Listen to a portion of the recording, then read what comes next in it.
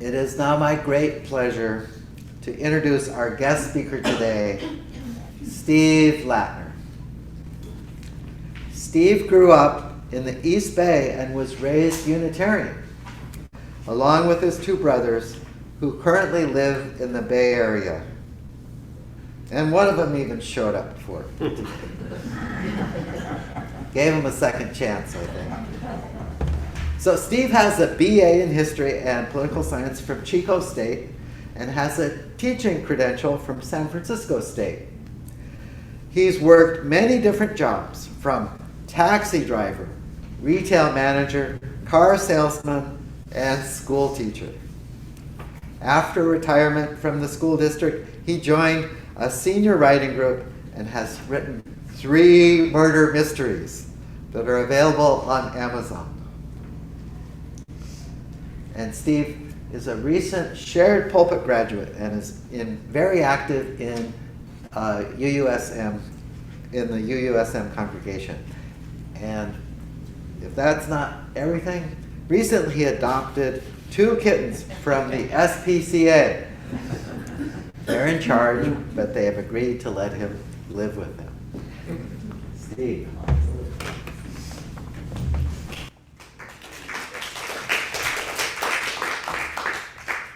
Thank you, Bill.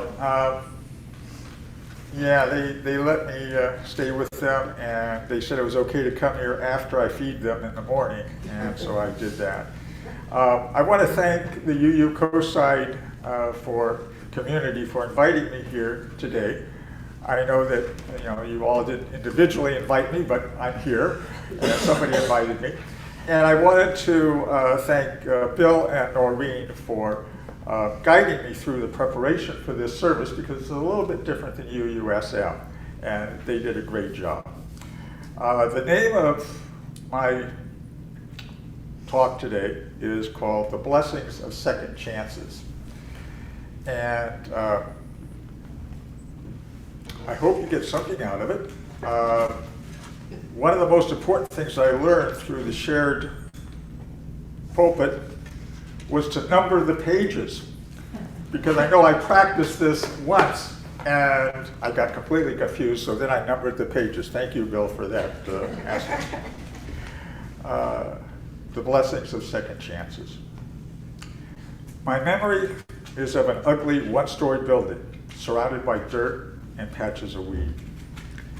This was the meeting place of the Unitarians of Walnut Creek back in the 1950s and 1960s. This was prior to the Unitarians becoming the Unitarian Universalists. It was also prior to the move to fancier digs on a hill in Walnut Creek. In 1955, my Jewish father and Protestant mother joined this small congregation. I was an adorable 1-year-old baby. I really was. And my parents didn't consult me on this, joining this Unitarian group. There was no democratic process for me. I didn't get a vote. My mother had 2 more children within a couple of years of my birth. And by the mid-60s, my brothers and I were attending what was called Sunday school in this ugly pink building. I didn't want to be there. I wanted to be outside. I wanted to be anywhere else. I wanted to be playing baseball, anything other than being in a stuffy room with droning adults. But I did enjoy some of the wild Bible tales. One of my favorites was Jonah and the whale. The story was from the Hebrew Testament of the Bible. Jonah was commanded by God to go to the city of Nineveh and tell these people to mend their wicked ways, or God would destroy the city and all its inhabitants. But the citizens of Nineveh were the sworn enemies of the Hebrews. Jonah was scared, and he hated these people. He didn't want to risk his life to help the people of Nineveh. So he hopped onto a boat, went on a cruise in the opposite direction, and this didn't fool God at all. God brought a great storm on the ocean. I imagine it to be like the opening scenes in that classic television show, Gilligan's Island. Every week I watched that storm on TV as the lyrics were sung. The weather started getting rough. the tiny ship was tossed. If not for the courage of the fearless crew, the minnow would be lost. Well, I wasn't an expert on the Bible, but I had the equivalent to a PhD in stupid television sitcoms of the 60s. Not to brag, but I also know all the words to the theme songs for the Beverly Hillbillies, Mr. Ed, and Green Acres, but I will use those in future sermons. Getting back to Jonah and the whale. Jonah was no Gilligan, but he knew when he was weak. He confessed to the crew his sin of not following God's command and told his shipmates to throw him overboard. The crew were decent men and at first refused. But the storm got worse. They tossed Jonah into the ocean. The water calmed and God sent a great fish that swallowed Jonah. Poor Jonah spent 3 days and nights inside the whale, repenting his sin of not following God's command and begging for forgiveness. In the story, the whale vomited Jonah onto dry land, which sounds really yucky, but Jonah got a second chance. He was still reluctant to fulfill God's command, but he did save Nineveh. Even at 10 years old, I didn't believe the literal truth of this tale. And I was not interested in metaphor, symbolism, or deeper meanings. I certainly wasn't left contemplating on the blessings of second chances. It was just a cool story told by an adult on a warm Sunday afternoon. After a few years, my brothers and I attended services less and less. We just weren't interested. Both our parents stayed active in the congregation, and they did not force us to attend. For myself, I concluded that all religion, especially if it included a deity, was silly, if not downright destructive. But 40 years later, I felt the need for a connection to a faith community with humanistic values. I joined the Unitarian Universalists of San Mateo. It was familiar and welcoming territory. As happens with new people in any organization, I was volunteered into service. I became a religious education instructor. Thinking back to my less than enthusiastic participation in the Unitarian Sunday School as a child, the irony was not lost on me. The first lesson on the curriculum at UUSM was the story of Jonah and the whale. I read and reread the story. I wasn't a diligent or conscientious teacher, just a new congregant terrified of making a fool of myself with the current crop of 10-year-olds. My teaching partner and I did a fair job of making the story as interesting as we could. I don't remember the points we made, and I forgot about any Bible stories after my stint as RE instructor ended. It did come back to me, though, about a year later, when I wrote a homily for a church service. The theme was gratitude for life. I wrote about my recent time in the belly of the whale, and that's what I'm going to talk about now. On August 3rd, 2014, I drove up to Sacramento from San Mateo to attend the California School Employee Annual Conference. I felt important, and my ego was puffed up because I was to receive a minor award. The first night in Sacramento, I felt a slight chill when I went to bed. I pulled the covers close to me. The next morning, the first day of the conference, I awoke with flu-like symptoms. It was nothing, I told myself. It would pass.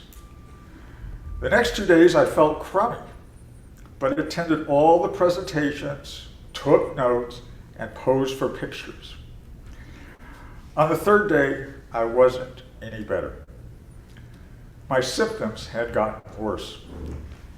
That evening, it was a great effort to go down the 2 flights of stairs from my motel room.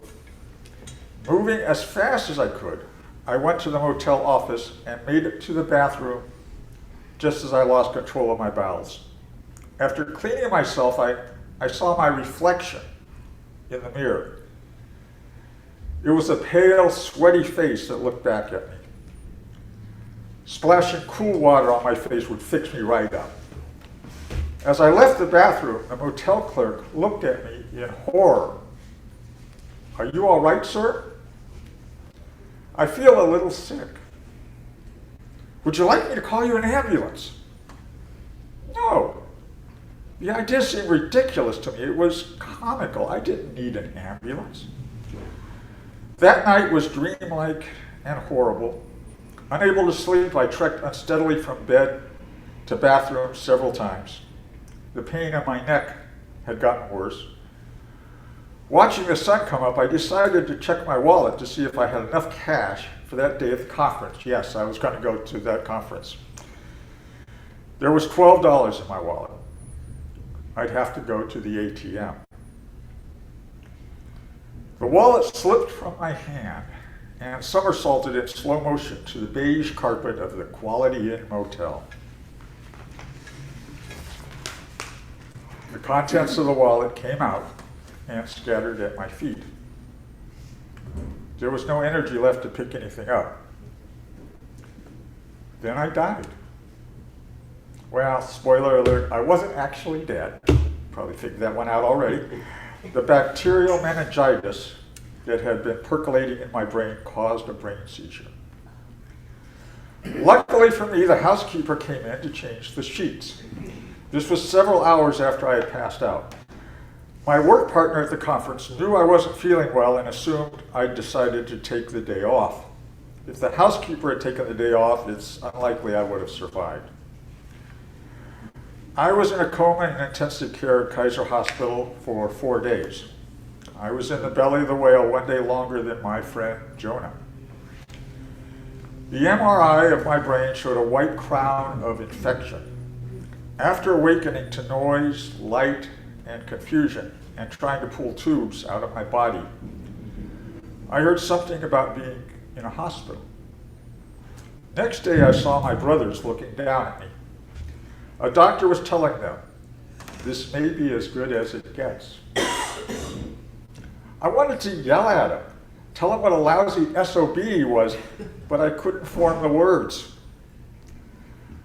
Over the following week, I had 2 more brain seizures that threatened to send me into the angry ocean, but I survived. Over the next 2 months, 3 different hospitals, I learned to walk and talk. The doctors said it was a full recovery. The neurologist called it a miracle. Like Jonah, I had a second chance. With my second chance came blessings. I had daily visits from family and friends. These visits included members of the UUCC Pastoral Care Committee. 2 years later, I became the chairman of that committee. That was a total blessing and gave me the opportunity to give back a little to what had been given to me. How often in life does something happen that we think is the worst possible occurrence, but we survive and find blessings we didn't recognize before? We all spend time in the belly of the whale, whether it's depression, a broken relationship, illness, or the death of a loved one. If we get past that fear or heartbreak, we can see the blessings that we have. The lessons for children of Jonah and the whale don't have to be as dramatic as brain seizures or near-death experiences. Just doing the next right thing, even if it's scary or difficult. Honoring commitments. Helping others. These are good spiritual lessons at any age. The story of Jonah and the whale ends rather abruptly in the Bible. Jonah is not happy with God for saving the people of Nineveh, thinking him too merciful. Jonah camps at the edge of town and pouts at God's compassion in saving the people of Nineveh, the sworn enemies of the Hebrews. God grows a vine to cover Jonah's head and spare him from the heat and wind. After a day, God sends a worm to eat the vine, and Jonah is again exposed to the harsh elements. This makes Jonah even angrier. God gently chastises Jonah for being more concerned with the vine and worm than the 120,000 souls he saved in Nineveh. Perhaps the lesson of the vine and the worm can be best summed up by one of the most recited prayers in human history, the Serenity Prayer, most often associated with Alcoholics Anonymous and other 12-step programs. God grant me the serenity to accept the things I cannot change, the courage to change the things I can, and the wisdom to know the difference. It will be a challenge to find any group of people who know the blessings of second chances more than the alcoholics and addicts who have worked a successful program and stayed sober. In the book Alcoholics Anonymous, the phrase for what an alcoholic is going through emotionally at the depth of their addiction is pitiful and incomprehensible demoralization. I'm going to repeat that. Pitiful and incomprehensible demoralization. That sounds like being in the belly of the whale to me. The program of recovery in Alcoholics Anonymous includes 12 steps. It's the same 12 steps for dozens of addictive issues. I won't go through every step, but it's important to this piece to mention the 12th step. Having had a spiritual awakening as a result of these steps, we try to carry this message to alcoholics and to practice these principles in all our affairs. It doesn't say only if we like the person, or only if they are the same religion, or skin color, or the same sexuality, or the same social class, same background, same nationality. It doesn't say any of that. It says to help them. The last line of this step is perhaps the most important, and to practice these principles in all our affairs. To me, this means when we can, we help anyone who needs help, not just the alcoholic or addict. The AA 12-step reminds me of Unitarian Universalist first principle, the inherent worth and dignity of every person. Perhaps Jonah, without knowing it, was working both the 12th step and the first principle when he went reluctantly to Nineveh. If he was, then this time in the belly of the whale was the best thing that ever happened to him. A second chance for any of us is a gift, whether it comes from God, the universe, or the cleaning lady. If you survive your time in the belly of the whale, I urge you to make the trip to Nineveh. Thank you.